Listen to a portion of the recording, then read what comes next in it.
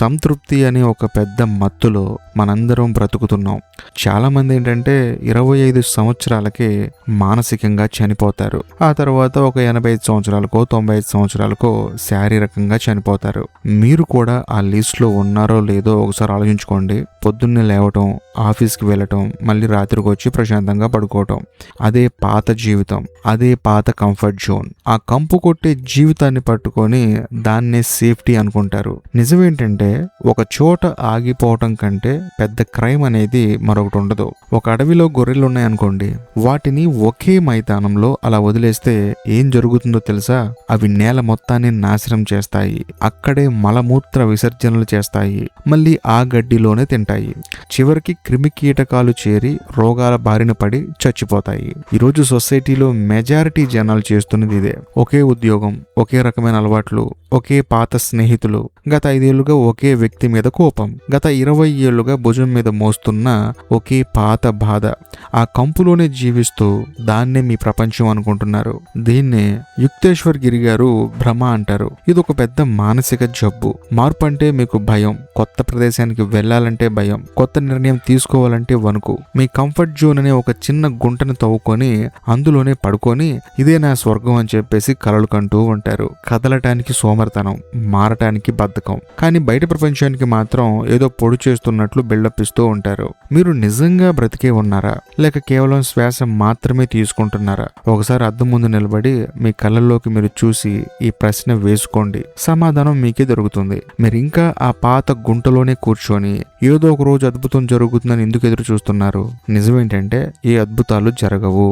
ప్రకృతి నియమం ప్రకారం ప్రవహించే నీరు మాత్రమే స్వచ్ఛంగా ఉంటుంది. ఒకే చోట నిలిచిపోయిన నీరు కంపు కొడుతుంది, పురుగులు పడతాయి. మీ జీవితం కూడా సరిగ్గా అలాగే తయారైపోద్ది. చాలా మంది తమ జీవితంలో ఉన్న సమస్యల కంటే ఆ సమస్యలు ఇచ్చే కంఫర్ట్ కే ఎక్కువ అలవాటు పడిపోతారు. ఉదాహరణకి, మీరు పనిచేసే ఆఫీసులో మీ బాస్ మిమ్మల్ని ప్రతిరోజు తిడుతుంటాడు, జీతం సరిగ్గా ఇవ్వడు.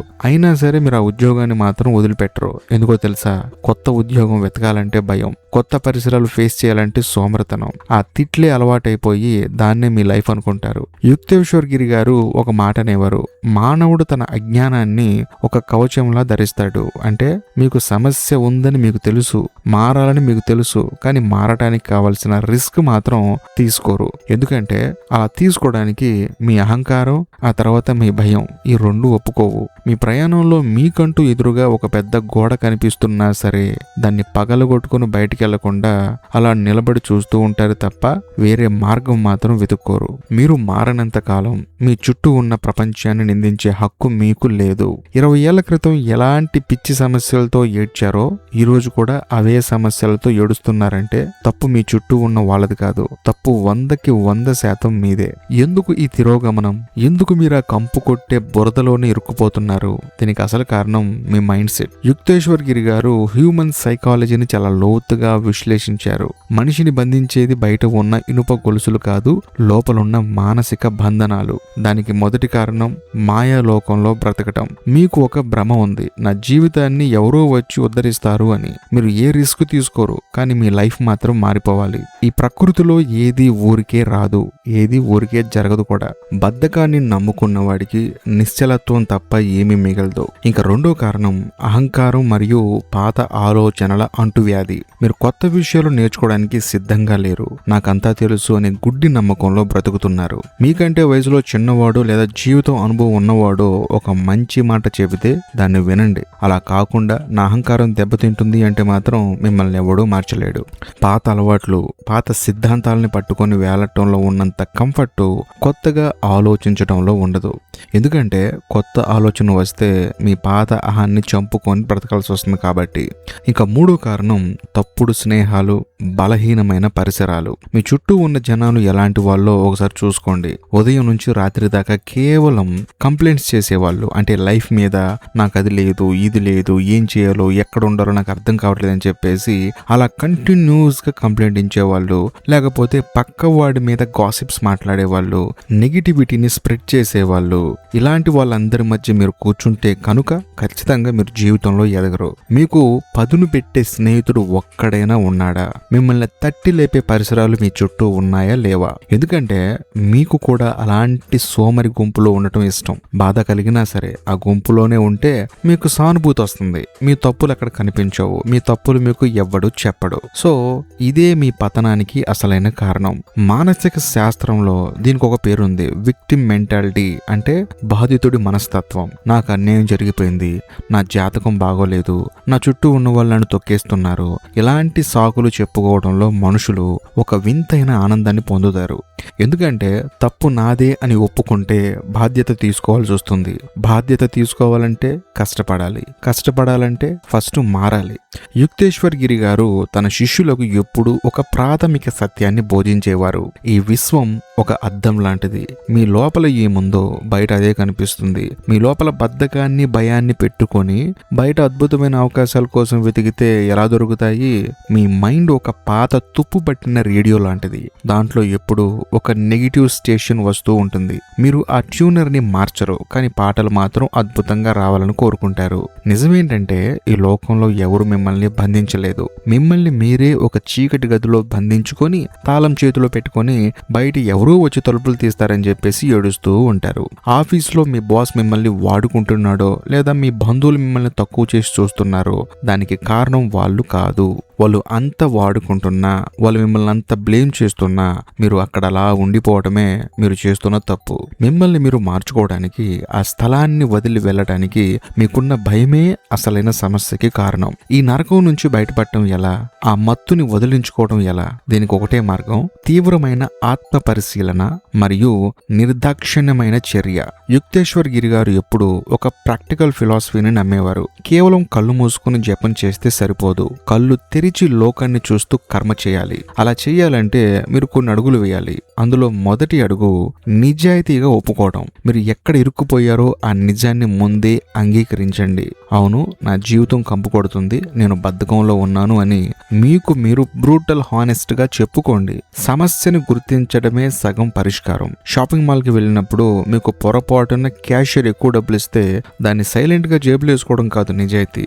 ఎవరు చూడనప్పుడు కూడా, మీరు ఒంటరిగా ఉన్నప్పుడు కూడా జెన్యూన్ గా ఉండటమే అసలైన క్యారెక్టర్. ఆ క్యారెక్టర్ ని ముందు మీరు బిల్డ్ చేసుకోవాలి. ఇంకా రెండో అడుగు బైండింగ్స్ ని తెంచుకోవడం. పూర్వం రాజులు నీతి కోసం ఎంతటి రిస్క్ తీసుకున్నారో తెలుసా?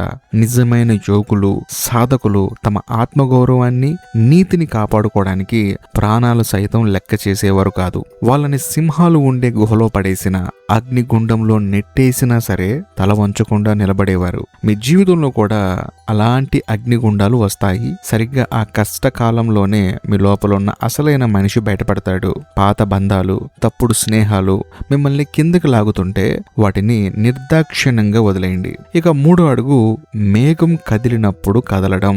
ప్రకృతి మీకు ఎప్పుడు సంకేతాలు ఇస్తూనే ఉంటుంది. మీ ఆఫీస్లోనో, మీ ఇంట్లోనో, మీ వ్యాపారంలోనో మీ పని అయిపోయింది, అందులో మీ గ్రోత్ లేదు అని చెప్పేసి మీ లోపల మీకు అనిపించినప్పుడు అక్కడి నుంచి మూవ్ ఆన్ అయిపోవాలి. అలా కాకుండా నన్ను ఎవరో ఉద్ధరిస్తారు, ఎవరో వచ్చి నన్ను కాపాడతాడని చెప్పేసి మీరు అక్కడే కాపలా కాయకూడదు.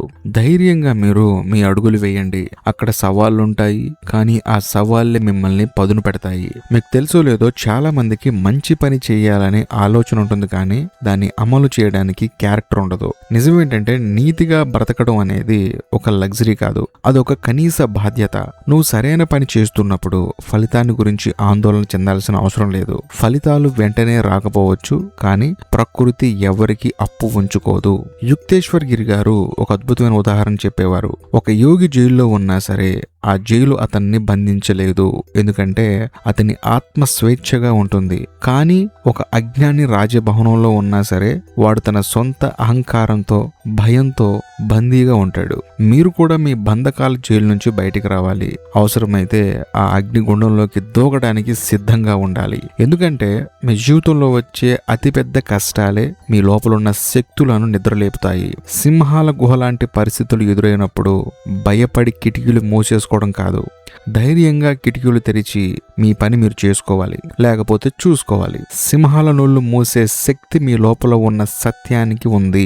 రాజీపడి బ్రతకడం ఆపేసి మీ లోపలి సత్యాన్ని నమ్మి నిలబడటమే ఈ సమస్యలన్నిటికీ ఏకైక పరిష్కారం. ఇప్పటికైనా మించిపోయింది ఏం లేదు. మీ జీవితాన్ని ఒక ట్రాక్లో తెచ్చుకోవడానికి, మిమ్మల్ని మీరు రీసెట్ చేసుకోవడానికి కొన్ని కఠినమైన నిర్ణయాలు తీసుకోవాలి. ఈ క్షణం నుండే మీ బ్రతుకు మార్చే ఆ సత్యాలు మీ మైండ్లోకి ఎక్కించుకోండి. మొదటిగా కంఫర్ట్ జోన్ని బద్దలు కొట్టండి.